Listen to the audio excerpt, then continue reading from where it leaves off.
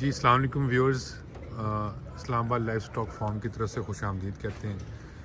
Viewers आप देख रहे हैं ये जो इंजेक्शन लग रहे हैं डॉक्टर साहब लगा रहे हैं, ये बेसिकली हम पीपीआर की वैक्सीनेशन कर रहे हैं और हमने पूरे फार्म की वैक्सीनेशन की है क्योंकि इस वक्त सारी बकरियां हमारी क्रॉस हुई हैं, गब्बन हैं, लेकिन उसके बावजूद जो है ये हम जैसे पहले भी वीडियो में हमने आपको डॉक्टर साहब ने बताया था कि ये इनकी भी वैक्सीनेशन हो रही है और इनके बच्चों की भी वैक्सीनेशन भी हो रही है पीपीआर की।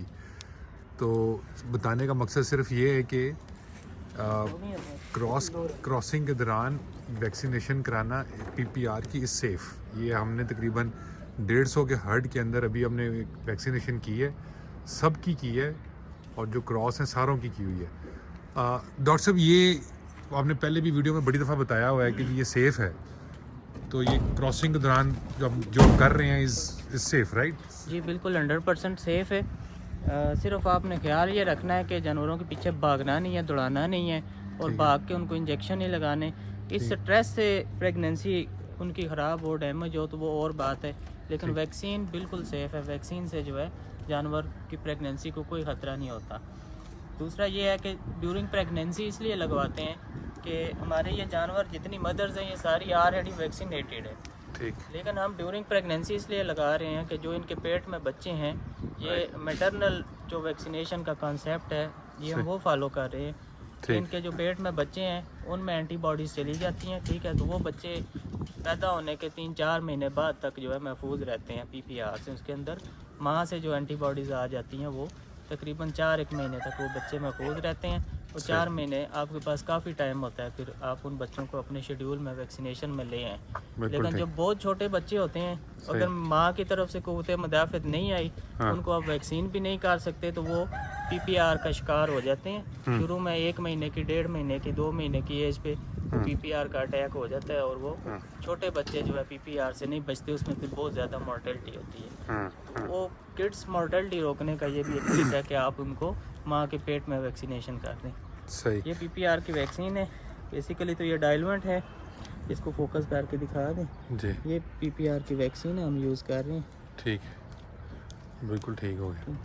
तो डॉक्टर साहब एक आपने कब जो केयर है जिसको जो एहतियाती तदाबीर हैं, एक तो भागना नहीं उसके पीछे, और मैं देख रहा हूँ कि आप बड़े प्यार से ही इसको करवा रहे हैं, तो इस ज़ेरे जिल्द लगाना है, इसको मेक श्योर करना है कि ज़ेरे जिल्द लगे, ठीक है। ठीक है, आराम से सुकून से पकड़ के जानवर को, ठीक है। ज़ेरे जिल्द का तरीका मैं समझा देता हूँ कि उसको कैसे देखना है। ये लंबी सुई से ही मैं लगा रहा हूँ, मेरी इसमें है एक्सपर्टीज में लगा ले, तो वैसे छोटी सुई भी होती है ज़ेरे जिल्द के लिए, ठीक है। तो ज़ेरे जिल्द अगर लगेगी तो कोई ख़तरा नहीं है। अगर आप इसको गोश्त में लगा देंगे फिर ये खतरा है, फिर जानवर में रिएक्शन भी कर सकती है, फिर जानवर बच्चे भी गिरा सकते हैं, ठीक है। ठीक है। कोई भी वैक्सीन है उसको ज़ेरे जिल्द ही लगाया जाता है। ज़ेरे जिल्द के लिए इसको हटाओ, तो आप ज़रूरी है, आप जितने मर्जी एक्सपर्ट हैं, लेकिन ज़ेरे जिल्द के लिए ज़रूरी है कि आप उसकी जिल्द को पकड़ के उठाएं, ठीक है। उसको जिस्म से, उसके गोश्त से अलग करें, ठीक है। उठा के ये जिल्द के ऊपर एक ग्रूव बनती है, ठीक है। इस ग्रूव के टॉप से अगर आप नीडल इंसर्ट करते हैं, ठीक है, अब ये देखें जिल्द हिलाने से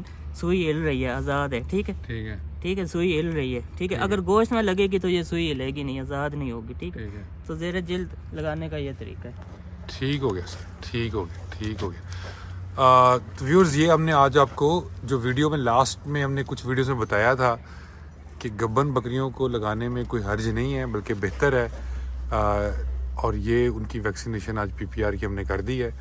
just to let you know कि हम ये मैंने ऊपर कागज़ लपेटा हुआ है जी कि साइंस ये है कि इस वैक्सीन को रोशनी से बचाना होता है। ओके। अगर मौसम गर्म हो, अभी मौसम ठंडा है, अच्छा। वरना अगर मौसम गर्म होता तो मैं इसके इर्द गिर्द कोई आइस पैक या कूल पैक ज़रूर रखता, क्योंकि मुझे लगाते हुए ये 100 बकरियों की वैक्सीन होती है, 100 बकरियों को लगाते हुए तकरीबन पौना घंटा लग जाता है, तो पौने घंटे में वैक्सीन गर्म हो जाती है। अभी मौसम ठंडा है इसलिए मैंने आइस पैक नहीं रखा, लेकिन इसको रोशनी से बचाने के लिए मैंने इसके ऊपर कवर रखा। तो ये एहतियाती तदाबीर है वैक्सीन की। अच्छे रिजल्ट्स लेने के लिए ये सारी चीज़ें आपने फॉलो करनी है। एक तो वो गर्म ना हो, उसकी कोल्ड चेन मेंटेन रखें, ठंडी रहे, जानवर के जिस्म में लगने तक ठंडी रहे। ये नहीं कि स्टोर तक आ गया तो ठंडी है तो आगे आप उसके साथ जो मर्जी करते रहें। इसको जितने हीट शॉक लगते जाते हैं ये अपनी पोटेंसी लूज कर देती है, ठीक है। तो जानवर के जिस्म में इंजेक्ट होने तक आपने इसकी कोल्ड चेन मेंटेन रखनी होती है, ठीक है। बीच में कोई हीट शॉक इसको ना लगे, ठीक है। इवन ये जो डायलमेंट होता है वैक्सीन छोटी वायल में आती है, वो तो फ्रिज में होती है, ठीक है। ये जो डायलमेंट होता है मैं ये भी पहले फ्रिज में रख के इसको ठंडा करता हूँ, ठीक है। फिर Okay. इसके अंदर मैं वैक्सीन मिक्स करता हूँ, ठीक ठीक है। है। और लगाने तक, जानवर के जिस्म में इंजेक्ट होने तक मैं इसकी कोल्ड चेन मेंटेन रखता हूँ, ठीक है। ठीक तो है। वो बहुत ज़रूरी है। जो आप लोग कंप्लेन करते हैं कि वैक्सीन करवाई थी लेकिन फिर भी बीमारी आ गई है, हाँ। ज़रूरी नहीं है कि वो वैक्सीन का ही कसूर हो। वैक्सीन की हैंडलिंग बहुत ज़्यादा आम होती है। 80% जो है वैक्सीन फेलियर वैक्सीन की हैंडलिंग की वजह से आती है, ठीक है। 80%। 80%। जिस तरह आप बता रहे हैं कि गोश्त में लग जाए सारी तो होगी? फिर जी तो उसके बाद आप बता रहे थे कि गोश्त में भी लग जाए तो रिएक्ट कर जाती है। हाँ, ज़ेरे जल्द इसलिए लगाते हैं कि वैक्सीन जो है ना, ये लाइव वायरस होता है। सिर्फ इसकी डिजीज़ की जो एबिलिटी है वो कम की हुई होती है या ख़त्म की हुई होती है। सही है। तो जब आप इसको गोश्त में लगाते हैं, जो ज़ेरे जल्द रूट है वो स्लो रूट होता है। उसमें जो एंटीजन है, जो वैक्सीन है, वो बड़ी स्लो आस्ता आस्ता जिस्म में एब्जॉर्ब होती है और जिस्म उसके साथ उसको मुकाबला करता रहता है, ठीक है। लेकिन गोश्त में कोई भी मेडिसिन है वो ज़ेरे जल्द की निस्बत जल्दी एब्जॉर्ब होती है, जल्दी खून में पहुंचती है।